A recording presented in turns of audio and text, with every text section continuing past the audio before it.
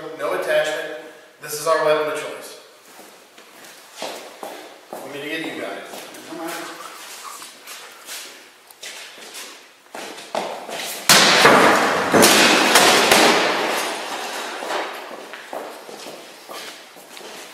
Looks like it held pretty good.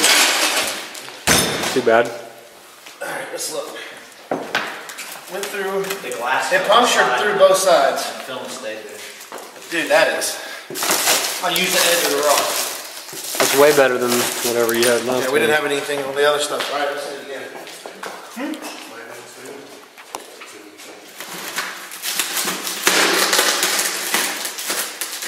Where's the closest hospital?